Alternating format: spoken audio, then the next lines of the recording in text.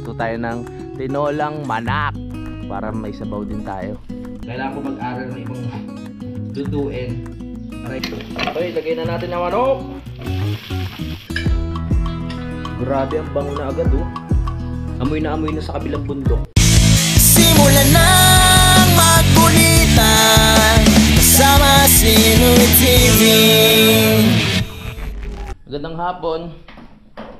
So, yun nga, kakatapos ng gawin yung bintana. Hindi na makakatapos, kanina pa pala. Wala pang kuryente ngayon.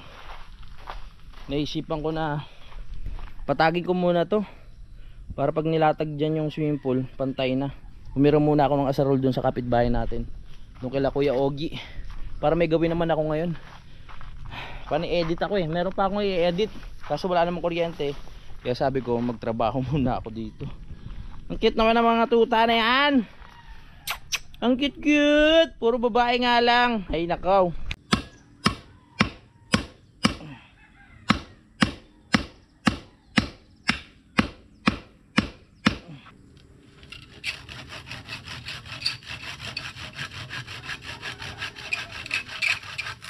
Yeah.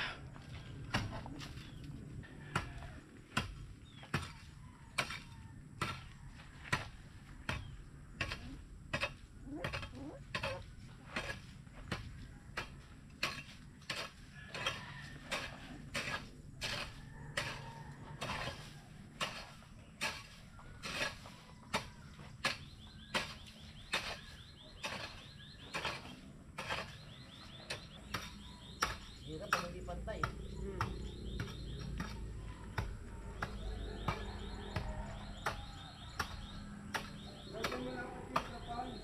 Oo nga eh. Lagyan ng kwarton.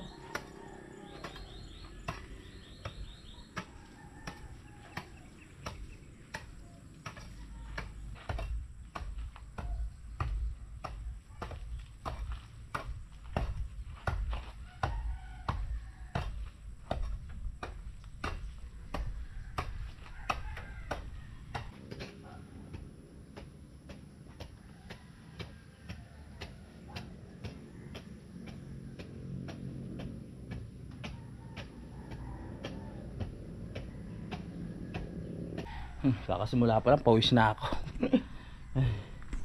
Yan. Kailangan mapatag lang siya para pag nilapag natin ulit dyan hindi nakatabingi. Nung nakaraan nakatabingi eh. Sana magkakuryente na. Ayun, may kuryente na! Congrats! Yes! Ay, sa wakas, salamat po, may kuryente na. Huy! Gusto mo tumulong dyan?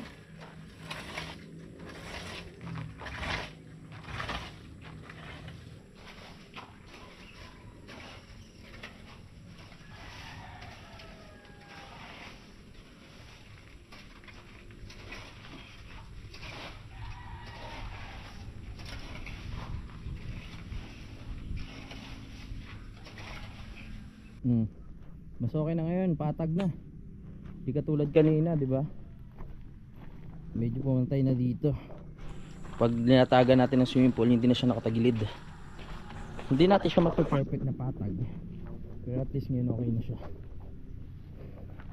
Pag nilatagan yan, pantay na pantay. Ay, pantay na pantay. Pantay lang, hindi pantay na pantay. Alright. Yan, after natin magtrabaho sa labas, gumawa na ako ng maraming yelo. Dahil tag-init ngayon, kailangan ma-stock tayo ng yelo. Stock tayo ng yelo para pag mainit talaga, meron tayong kukunin na yelo para labig ang tubig na ating inumin.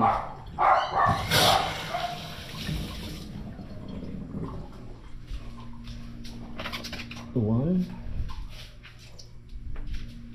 two, yan, 3,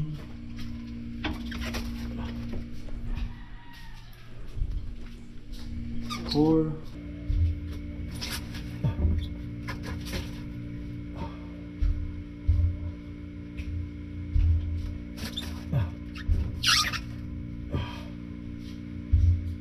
7:04 ng gabi. So kinuha ko na tong tubigan Dahil iipunan ko na siya ng tubig. Dahil minsan, yun nga, nawawalan ng tubig, wala namang inumin. Meron ng tubig sa tangke kasi wala naman tayong tubig inumin. Kaya ano yung lilinisin ko lang kasi puro alikabok na. Pasensya na, madilim ha.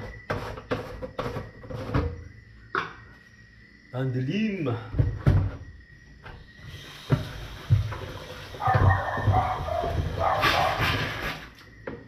Linisin lang natin ng konti. Habang tumatagal, lalo na akong unti-unti na ako nasasanay dito. Lalo na ngayon na may bintana na tayo. Kumbaga, wala kang kailangan ipag-alala. Sarap nga eh na kumikilos ka, na naririnig mo lang yan yung sa paligid, di ba? Tuliglig, tapos ang lamig na pag bandang gabi. Tapos nagtatrabaho ka. Tapos may bantay ka pang mga aso sa labas. So, kaya gusto ko rin may may mga alaga din aso. Kaya hindi natin papabayaan yung mga yan. Bibili ko na sila ng dog food kasi minsan bitin rin yung sinaing, nagkakatamaran ng saing ulit. So pag meron na naman dog food dyan, diba?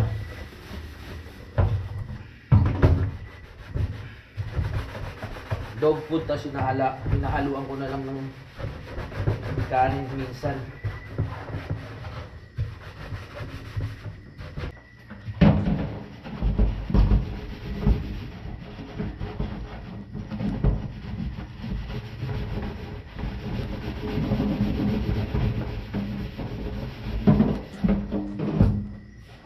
Yan. Diba? Kaya gusto ko mataas para hindi tayo mahirapang maglagay ng tubig. Tinaasan ko yung pinaka-gripo.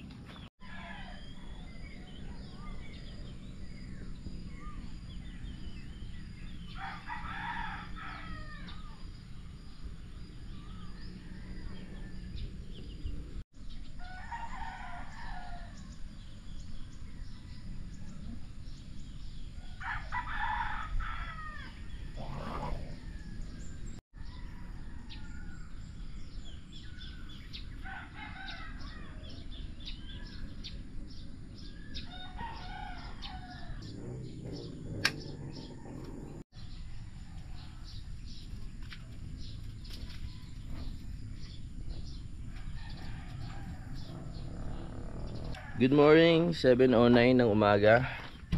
Ngayon ay Tuesday morning.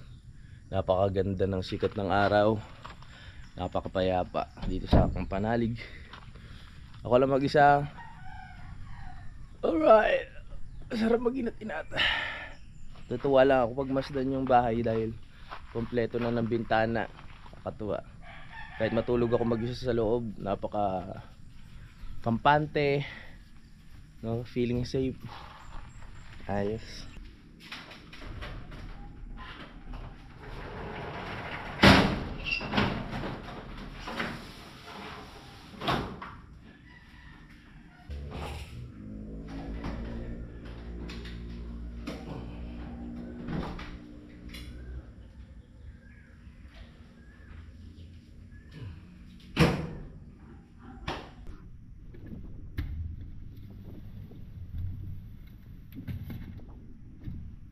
Hugasan ko muna yung mga plato.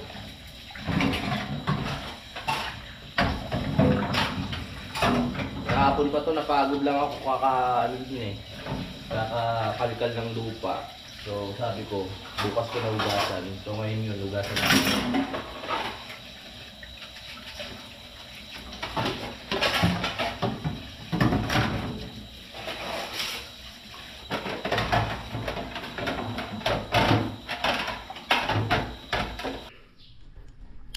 Hindi pa ako nag-breakfast. Ang oras natin ay 8:41. So magluluto na ako ng rekta na hanggang lunch. Meron pa akong manok dito. Dalawa kasi yung binili kong manok. Kahapon nagluto ko ng adobong manok. Ngayon tinola naman. Pipitas tayo ng mga pwedeng pitasin. Yan. Nasaan na isang manok? Ayun. Kala ko nawala na yung manok eh. Kala ko tumalon na. Yo, so meron pa tayo dito. Naluto ko na kahapon yung isa. Bababad ko muna. Yan. Para lumambot. Hindi kaya tumilaok na ako nito. Kahapon manok, manok na naman. Mamaya pagpunta ko sa palengke, bibili ako ng kahit ano. Baboy. Diba? Para may iba naman tayo. Hindi kasi ako pwedeng mabili ng marami kasi motor lang yung dala ko. Yan na single. Tapos bibili ako ng linoleum. Kailangan madala ko yung linoleum na yon. Mabit-bit ko. Hindi ko pa alam kung paano. So meron naman tayong dito. Luya. Meron na tayong luya dito. Nung nakaraan nakapagluto na kasi ako ng tinola. Kasi yung luya. Nandito pa ba yung luya? Oh, wala na ata. Meron pa. May luya pa tayo. So gagawin ko, manghihingi muna tayo dito ng sa tanim ni Utol ng papaya. Kasi may papaya na eh. Kukuha tayo. Ayan, merong tanim dito si Utol na papaya. Meron na yung sa taas. Dami na yan. Ayun oh. Sarap sa probinsya. Basta may tanim-tanim ka lang pwede ka na mamitas. Luto tayo ng tinolang manak para may sabaw din tayo.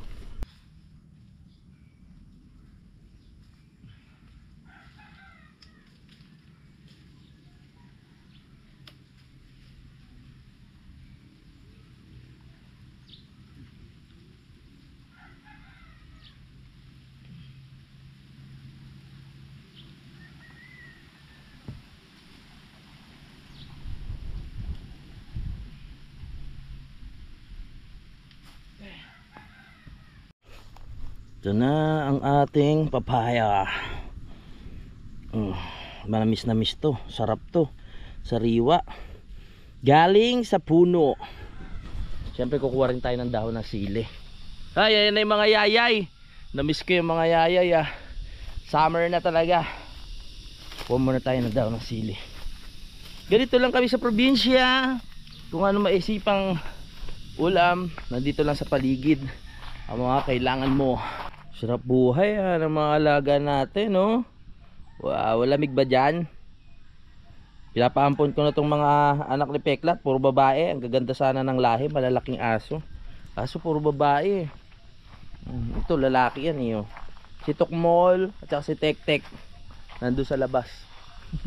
Kukuha naman tayo ng dahon ng sili. May dahon ng sili doon. Tapos meron naman tayo dyan sibuyas at bawang. Okay na, kompleto. Kompleto Ricardo. Yun na yun. Itong dahon ng sili ay nagpapadagdag pa sa sarap at bango ng tinola natin. Ang dami ng sili dito. Ilang na kasi. Harvesting ko na nga yung iba. Harvesting na natin. Nangungulay na siya nangungulay pula na. Sa probinsya ganyan-ganyan lang May mga makukuha ka ng pang sahog-sahog. Yan. Yan. Pag nangunguha si Utol, pati sanga kinukuha niya. Uy, ginapangan na ng ano eh. Ginapangan na ng kamote. Let's go. Yan dahon ng sili. Yan, pwede na yan. Hindi naman kailangan marami. Tsaka mag-isa lang ako. Aprobado na to. Mga sariwa. Yung papaya, sariwa. Dahon ng sili, sariwa. Yung manok lang ang ano, galing na sa freezer. Tapos yung luya, sibuyas, kamatis, nandun na naman yun. Let's go! Tulungan nyo ako magluto. Ha? Tulungan nyo ako magluto. Ang cute sana kung may lalaki lang dito, kukuha ulit ako ng isa eh. Gusto ko kasi kahit pa paano maraming aso dito. Dalawa na tong lalaki, kahit 3 sana sila. Para kahit gabi may bantay. Pag babae na naman, naku po, problema na naman yun. Luto muna tayo. Yay! Bago tayo magsimula sa pagluluto, bubuksan ko muna yung mga bintana dito para ayun, pumasok ang sariwang hangin.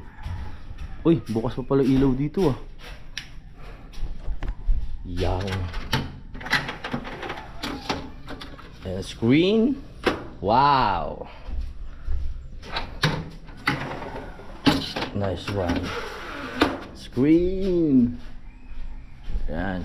Ito nakabukas na to. Kahapon pa to. Kagabi I mean. Yan, para pumasok ang sariwang hangin.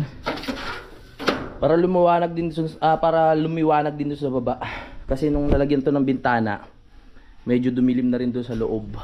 No, lalo na pag na ano na to, nalagyan ng pinaka-division, madilim na doon sa loob mga kapanalig kasi yung liwanag dito hindi naaabot diyan. Luto na tayo. Whew. Alright, let's go. Ito ang papaya, dahon ng seli na may kasamang seli. Ito ang ating manok na galing sa Alphamart. Siyempre ang ating bawang. Yan. Yan, bawang. Dito na rin. Ang daming bawang ha. Okay na yung sa sibuyas. Dami natin sibuyas dito. Alright. Sibuyas. Ba't parang ang dumi? Nabasa nung ano. Nalagay natin to. At syempre ang luya. Pampalis ng lansa. Lansa ng manok. Tara. Simulan na natin maggayat. Balatan na natin ang mga kailangan balatan katulad ng papaya. Okay. Papaya na galing sa puno na tanim ni Utol na napaka-fresh na fresh. Kaya malamang ito ay manamis na meals. Balatan muna natin. Yan. Grabe yung dagta oh. Labas na labas ang puti. Nang mumuti. Yan. Sanay na ako magluto dito sa ano, sa lababo. Mamaya mag-iisip naman tayo ng mga ibang ulam natin. Mag-iisip naman ako ng iba kasi pare-pares na lang luto ko. Adobo, tinola, sinigang, mga perito. Kaya mag-aral tayo ng mga ibang ano, mga ibang putahe. Dahil madalas nga tayo na naiiwan dito mag-isa. So we need to kailangan ko mag-aral ng ibang lutuin para hindi naman pare-pares yung kinakain ko dito. Diba? Madali lang naman kasi may YouTube naman eh. Gusto ko rin pag-aralan talaga yung mga probinsyang luto kasi syempre nasa probinsya tayo, may mga tanim tayo sa paligid. So masarap talaga matutunan yung mga probinsyang luto. Bilib nga ako kay Utol eh. Kahit ano, basta meron lang diyang gulay, tapos basta meron lang tuyo, makakasarap napapasarap na nila yun. Lalagyan lang ng sabaw. Pag naubusan kami ng stock, kaya nakakatuwa eh. Bibili rin ako mamaya ng basurahan. Kaya yun.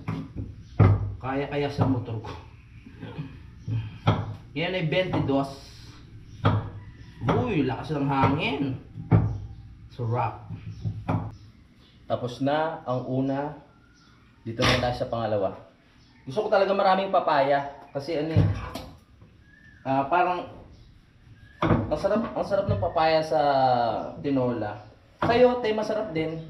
Pero iba yung lasa niya. Kasi syempre iba rin yung lasa ng sayote. Pero parang mas trip ko talaga yung papaya. Depende pa sa mga kakain para sa mga masarap. Yan, balatan muna natin. Masarap ako magluto ng tinola. Yun lang ang masasabi ko. Nagyabang, no?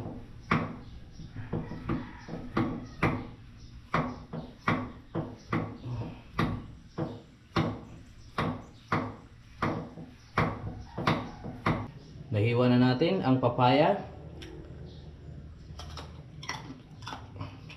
Ang lutong.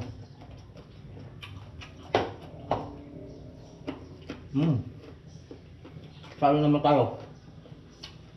Sibuyas, saka bawang. Ito na yung sibuyas, bawang, saka luya.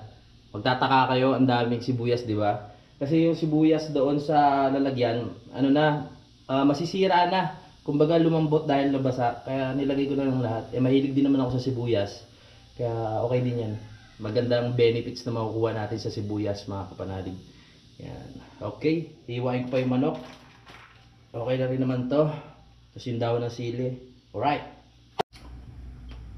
Nahiwa ko na yung manok. Pwede na tayong mag-isa. Let's go! Nagsalang na rin ako ng kanin. Sinobrahan ko na yung luto niyan para yung mga alaga natin ay maidamay na sa saing, no?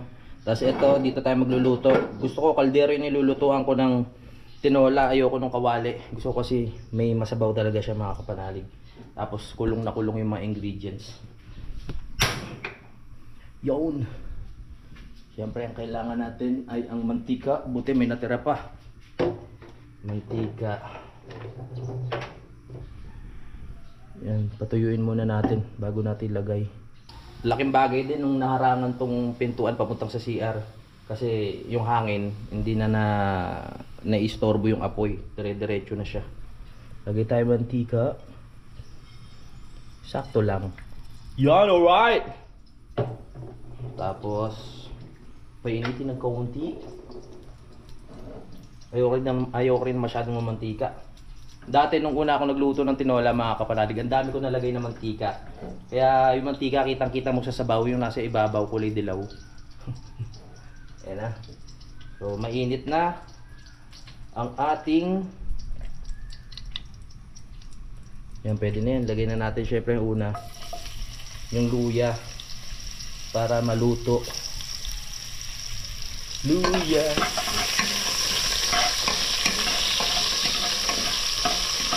Medyo maano kasi maluto yan eh. Medyo matagal kaysa sa bawang sibuyas. Kaya yan ang inuuna ko. Sabi ng lola ko. Ito lang yung mga natatandaan kong luto eh.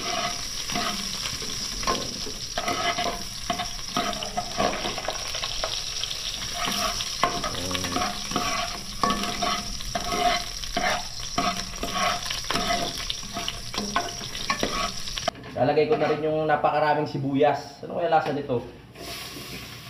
Dami oh.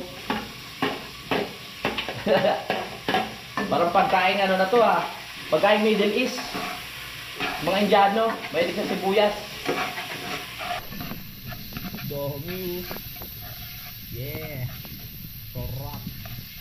Gisahin natin na maigi para katas na katas yung lasa niya.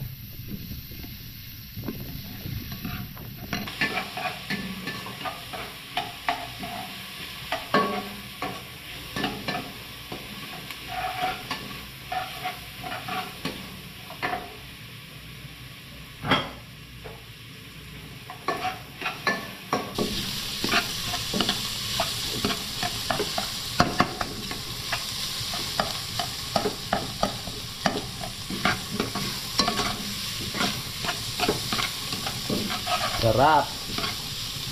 Okay, lagay na natin ang manok. Manok. Yee! Yun. Yeah. Maghapon ko ng pagkain yan. Baka umabot pa nga ng kinabukasan. Diba? Yan, kailangan maghalo. Kailangan maano niya ang katas. Mahigop niya, masipsip ng manok. Ang katas ng sibuyas, bawang, luya. Yan. Nilagyan ko na sili kanina. Hindi ko na pinakita sa inyo. Gisa-gisa lang. Kaya natin manuot ang lasa sa manok. Yan, hintay lang natin na maayos yung pagkakagisa. Yan. Alam nyo, habang nagluluto ako, nai-enjoy ko. Kahit yung alam ko ako lang mag-isa dito. Kasi alam ko sa sarili ko na natututo ako mag-isa, mga kapanalig eh. Natututo ako ng masigit pa sa mga gawaing bahay, 'di ba? Yan, syempre mauobliga kang kumilos pag ikaw ang mag-isa. Pag hindi ka kumilos, wala kang kakainin.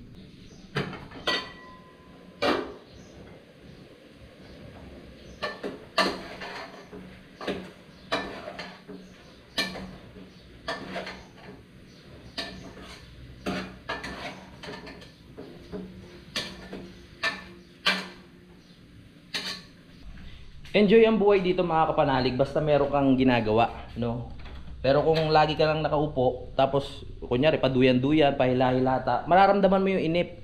Kasi nabibilang mo yung nabibilang mo yung oras. Pero pag meron kang ginagawa, kunyari nagluluto ka, nagbubungkal-bungkal ka dyan, may enjoy mo. Kahit ikaw lang mag-isa. Kumbaga nalilibang ka eh, 'di ba? Lumilipas ang oras mo. Lalo na sa paligid, palagi ko naman sinasabi na nakaka-relax. Kaya, ayun. Kaya kailangan galaw-galaw. Yan na. Kumatas na siya, oh. Pwede na natin lagyan ng sabaw. Sa tingin nyo, masarap? Dami sibuyas niyan. Lagyan natin sabaw. Sa lahat ng niluluto ko, masasabi ko ang tinola ang pinaka-perfect kong naluluto, mga kapanalig. Kasi parang kabisado ko na eh. Yung sa sinigang, ayos din, na-perfect ko naman siya sa panglasa ko. Katulad ng maasim, 'di ba? O pag nagluto ako maasim. Kaso nga lang may mga taong ayaw ng maasim sa sinigang. Hindi katulad ng tinola, na iisa lang talaga yung lasa niya, mga kapanalig, no, na isa lang yung ita-target mong lasa. Kumbaga, dapat maglasang manok, makuha niyo yung lasa ng papaya o kaya ng sayote, 'di ba? Hindi katulad ng sinigang, pwede mo i-adjust na hindi maasim, pwede mo gawing mas maasim. Sa tinola, hindi, dapat yung sakto lang din, di ba? Yan. Gusto ko talaga yung masabaw eh. Masabaw kasi akong tao eh. Yan, dagdagan ko pa konti kahit mga hanggang dito lang. Tapos pakuluin lang natin. Oh my goodness. Hindi ko nasama sa kakakwento ko lang. Kakakwento ko lang, ang tinola ang halos perfect ko sa pero dapat pala isinama ko to sa paggisa, itong papaya, pero okay lang yun. Dapat sinama ko na pala ito sa paggisa. Pero ayos lang yan, pares lang din naman yan. Yun. Ayan. So yan na. Nagkamali pa tayo sa part na yun. Sorry naman. Ang kwento ko kasi. Pero yung lasa niya, kahit nagkaano tayo, pwede naman 'di ba, sabaw muna tapos saka mo ilalagay yung papaya. Ako kasi isinasabay ko sa gisa yung manok tsaka papaya tapos lalagyan ko ng sabaw. Ang nangyari nga ngayon dahil sa kadaldalan ko, sabaw muna yung nauna natin bago malagay yung papaya. Pero ang lasa naman niyan panalo. Panalo! Yung sinaing, uy, ang perfect na sinaing ko. Oh yeah, hindi siya malata, saktong-sakto. Pag nagluluto kasi ako ng tinola, mga kapanalig, pag inamoy ko pa lang, alam ko nang masarap yung lalabasan eh. Masarap din ako magluto ng tinola. Kaya pag, kung may pagkakataon na magkikita-kita tayo, makakapunta ako sa bahay nyo, ipagluluto ko kayo ng tinola, mapapawaw kayo. Yabang! Gusto ko lang ibalita sa inyo na nakarating na nga pala sila Utol doon sa Simara ngayong umaga. So 5 araw sila doon. Hintayin na lang natin yung pagbabalik ni Utol dito para makabanding ulit natin.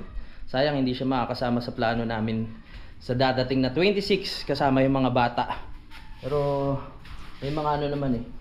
May mga ibang plano pa na makakasama siya. Nandito na siya nun. Yeah. Grabe ang bango na agad oh. Amoy na sa kabilang bundok. Alam nila na dito yun, dito galing yun. Kasi alam nila masarap ako magluto eh. Ang tsura pa lang tsaka ano oh. Tsaka yung manok nakikita nyo. Palambutin lang natin. Itong sinaing okay na to. Ang isa pa sa nagpapasarap sa tinola ay ang patis. Ang buti may patis pa ako ah. Patis lagyan lang natin ng konti. Oh, pwede na yun. Yan, nagpapadagdag ng ano yan eh, lasa ng linamnam. Ilagay na ang dahon ng sili para makumpleto na. Ang dahon ng sili ang isa sa nagdadagdag ng kulay at lasa ng tinola. Wow. Sinama ko na yung mga sili-sili nyo. Ayos yan. Tapos na ako magluto. So ang oras natin ay 10:06. Maaga pa. Papahinga muna ako tapos maya maya kakain na rin ako. 10:26. Kakain na ako. Hindi pa naman ako magbe-breakfast eh. Kaya okay na kumain ng medyo maaga-aga. Yo! Tinola. Sarap po. Yun. Sarap umikot na mainit na sabaw sa mainit na panahon.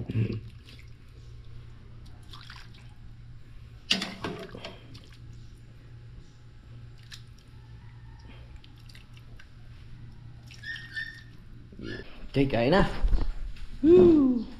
Tinola with sausawan. Siyempre, patis na may sele. Kain na po kayo dyan. Ito ang aking pinaghirapan na lutuin. Pinaghirapang pitasin.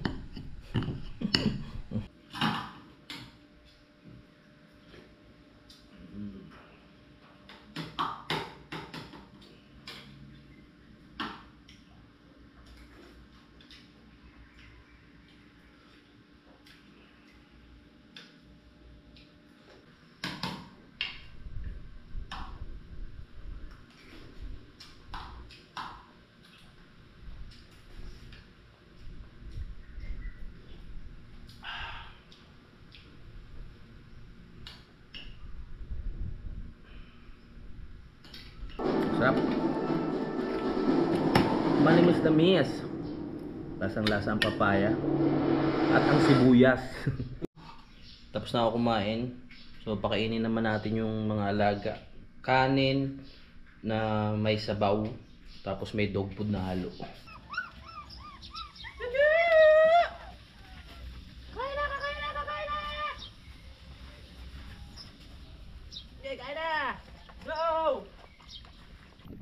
Hoy, huwag ka dyan. Baka maano mo yung buto ng manok. Dumedede ka pa, di ba? Nakikiagaw ka na. Baka madali mo yung buto ng manok doon. Kinakain na kayo. Tutako na ito, dumedede pa, kumakain na rin ng kanin. Ampunin nyo na nga yan. Simulan na